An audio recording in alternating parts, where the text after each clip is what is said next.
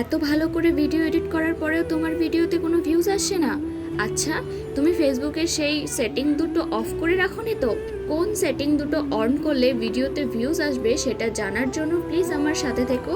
ভিডিওটা পুরোটা দেখলে সব জানতে পারবে, বুঝতে পারবে। হ্যালো বন্ধুরা, welcome back to my Facebook channel. আমি শাবানা। তো আজকের মিনি ব্লগটা হচ্ছে ফেসবুকের মধ্যে ভিউজ কিভাবে বাড়াবেন। তো ভিউজ কিভাবে বাড়াবেন সেটা জানার জন্য আমার সাথে থাকুন, আমার পাশে থাকুন। আমি চলেছি এই রোদ গরমের মধ্যে কাজের খোঁজে। এখন অনেকেই বলতে পারো যে তুমি লোকের বাড়ি কাজ করো। হ্যাঁ ভাই, আমি লোকের বাড়িতে কাজ করি। কি সুন্দর না কিচেনটা! ইস, যদি আমারও এমন হতো। সবসময় এই ভাবনা নিয়েই থাকি। তারপর গরম থেকে এসে একটু দমসম নিয়ে এবার কাজে লেগে পড়লাম। যবে থেকে ভিডিও করা শুরু করেছি তবে থেকে একটা জিনিস তো বুঝে গেছি যে নিজের যে কাছের মানুষগুলো, সেই মানুষগুলোই সবচেয়ে বেশি পর হয়। তারা তোমার মুখের সামনে তো অনেক ভালো ব্যবহার দেখাবে, কিন্তু পিঠ পিছে আবার তোমার নামে বদনাম করতে তারাই সবার আগে থাকবে। প্রথম অনেক কষ্ট হতো, তারপর রিয়েলাইজ করলাম যে যারা কাছের মানুষ তারা কখনোই এরকম পেছনে কাটি করে না। যেখানে আমার হাজব্যান্ড আমাকে সাপোর্ট করে, তাহলে অন্য কারোর সাপোর্ট করলো কি করলো না তাতে আমার কিচ্ছু যায় আসে না। কেউ কিছু বলুক বা না বলুক, এই ভিডিওটা দেখার পর আমার মা, আমার জন্মদাত্রী মা একটাই কথা মনে মনে ভাববে, যে মেয়েটা আমার ভাত খেয়ে এঁটো থালির পানি পর্যন্ত ফেলতো না, সে আজ অন্যের বাড়িতে গিয়ে এত বাসন মাজার কাজ করতেছে। সত্যি।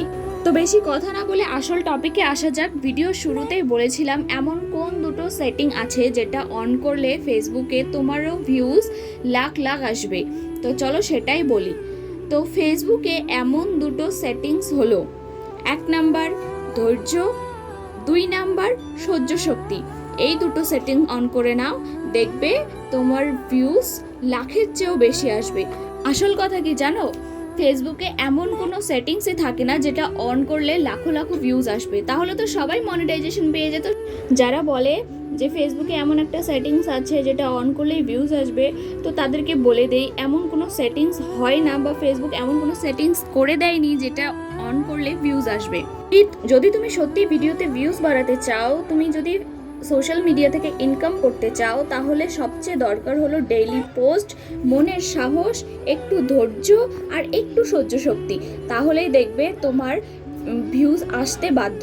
আর একটু ভালো কন্টেন্ট ক্রিয়েট করো, যেগুলো কন্টেন্ট দেখে মানুষ উৎসাহিত হতে পারে। বাস এতটুকুই করো। এদিকে আমার কাজ প্রায় শেষ। আমি ডেইলি কাজ করি সেটা না, আসলে আমার ছোট বাচ্চা আছে, তো ছোট বাচ্চা রেখে আমি আসতে পারি না। আজকে আমার শাশুড়ি রুমে ছিল, তাই আমার শাশুড়িকে আমার বাচ্চাকে দিয়ে এসেছি। এবার কাজ শেষে খেতে দিয়ে দিল ডাল, রুটি, তরকার সাথে আম। এই যে আমি খাচ্ছি, সামনে আমার ননদও খাচ্ছে। হ্যাঁ, আমার ননদের বাড়ি, এখানে কাজ করে। তো খাওয়া দাওয়া শেষে আমি এখন বাড়ি যাচ্ছি। এই হলো সেই বাড়িটা যেটাতে আমি কাজ করলাম। কি সুন্দর বাড়ি না? এমন একটা বাড়ি আমারও হবে, সেটা আমার খুব স্বপ্ন। আজকের ব্লগ এখানেই শেষ। ভালো লাগলে প্লিজ লাইক, কমেন্ট, শেয়ার করে দিও। Bye bye.